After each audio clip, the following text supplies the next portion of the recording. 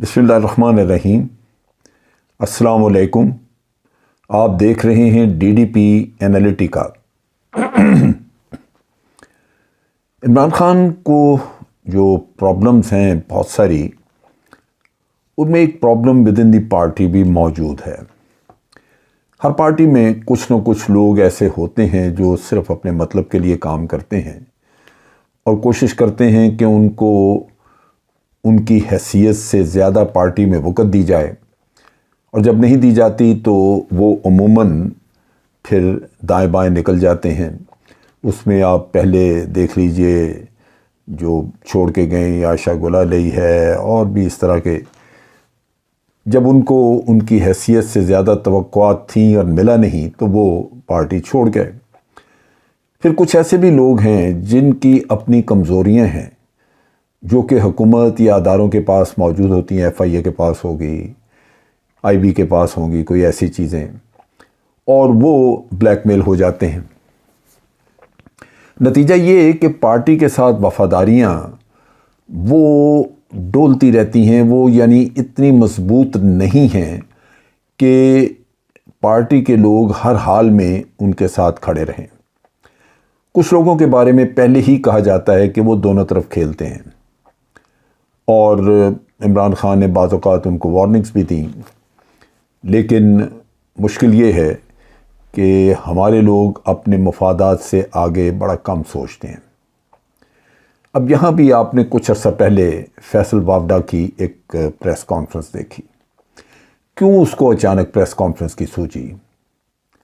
کیا اس کی ضرورت تھی، یا کیوں پارٹی نے اس کو کوئی آتھرائز کیا کہ وہ جا کے کرے پریس کانفرنس؟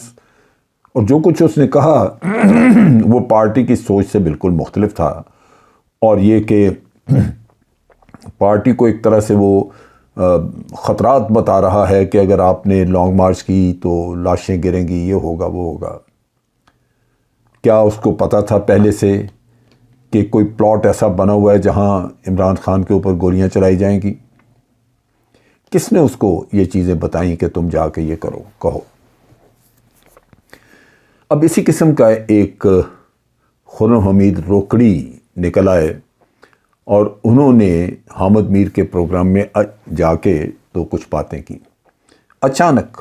اس سے پہلے خرم حمید روکڑی کو کوئی کسی نے نہیں دیکھا، نہ وہ پارٹی کی کوئی فرنٹ لائن میں تھے، نہ ہی کوئی ایسا اس کا رول دیکھا گیا پی ٹی آئی میں جس سے آدمی یہ کہے کہ وہ بہت اہمیت کا حامل تھا۔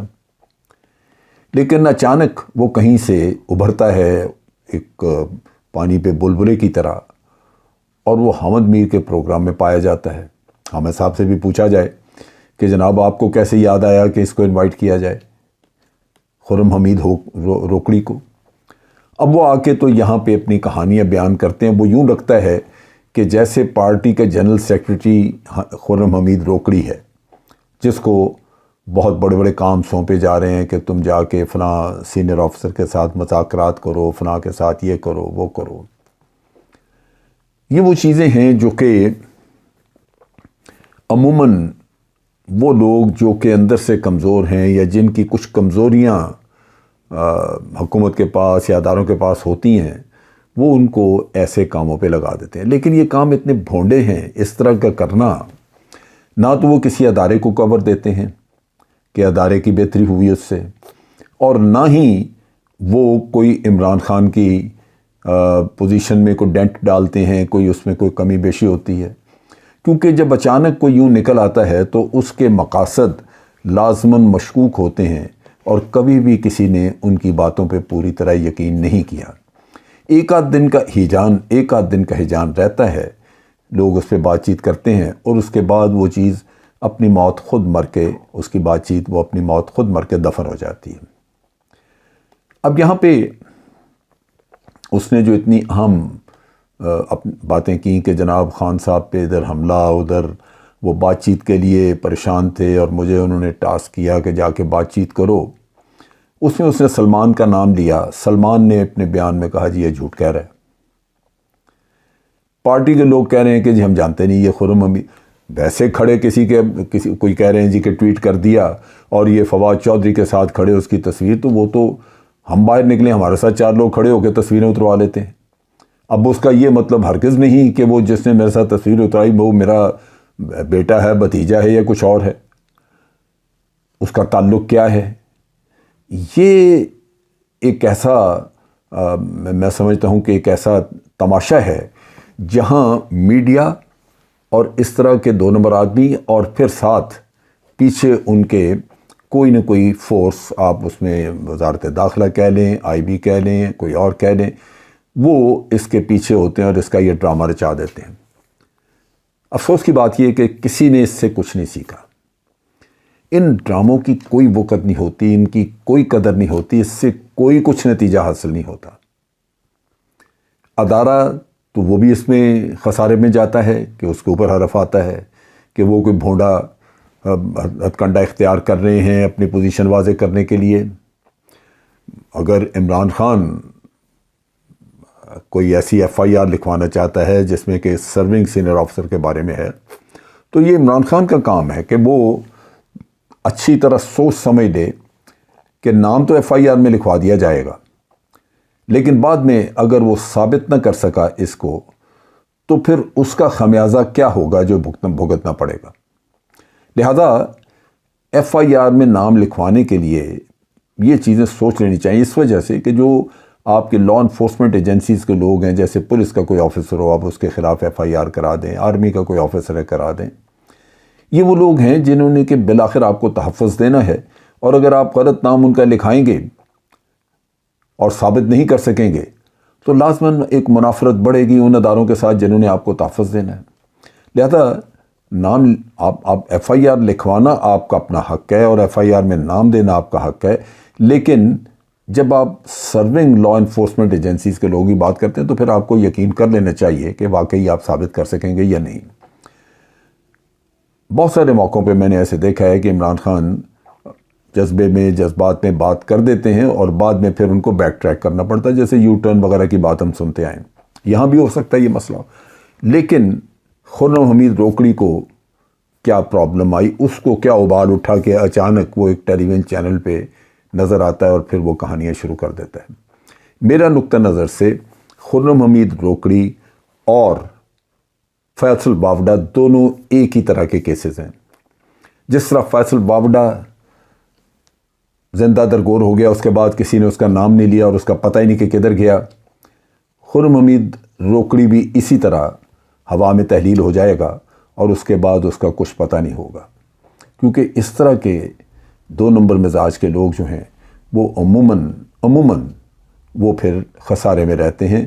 اگر وہ اپنی پارٹی کے ساتھ وفاداریوں کی بجائے وہ کچھ اور کرتے نظر آئیں تو وہ پھر لازماً ان کے اپنے معاملات ہی بگڑتے ہیں، ان کی اپنی کریڈیبلٹی ختم ہوتی ہے۔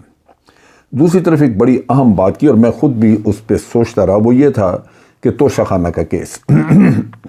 اب توشہ خانہ کا کیس ایک انتہائی کمزور اہم خانہ کیس ہے۔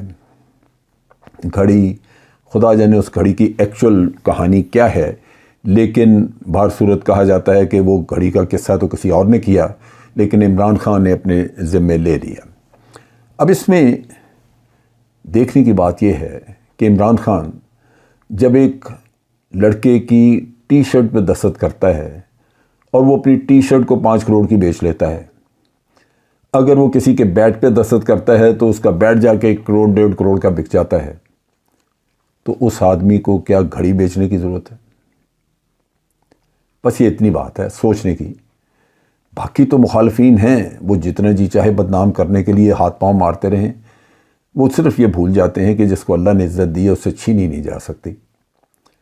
اور اس وقت حقیقت، زمینی حقیقت یہی ہے کہ عمران خان کو جتنا بھی کسی نے کوشش کی ہے برا بھلا کرنے کی یا اس کو بدنام کرنے کی، وہ بات چلی نہیں۔ وہ جس نے یہ کام کیا وہ اس کے ساتھ رہنے والوں میں دیکھ لیں، جاوید ہاشمی تو برباد ہو گیا، اور بھی جو اس کے ساتھ تھے جو چھوڑ گئے، جس طرح الزام تراشیاں کیں۔ ریحام خان کدھر ہے آج؟ کدھر ہے عائشہ گل علی؟ کھڑے ہوئے الیکشن میں 1 ووٹ نہیں مل سکتا۔ تو یہ سمجھنے کی بات ہے کہ آپ جو جی چاہے کرتے رہیں، اللہ تعالیٰ نے اگر کسی کو عزت دی ہے تو آپ اس سے واپس لے نہیں سکتے۔ اب یہاں پہ یہی ایک چیز ہے، اور میں آج اس بات کا بڑا واضح طور پہ ایک بیان دے رہا ہوں، وہ یہ کہ جس طرح فیصل وابڈا ایک گمنام آدمی کی طرح غائب ہو گیا ہے، اسی طرح یہ خرم حمید روکڑی بھی ایک گمنامی کی زندگی گزارے گا۔ آج کے لیے اتنا ہی۔ افواج پاکستان زندہ باد، پاکستان پائندہ باد۔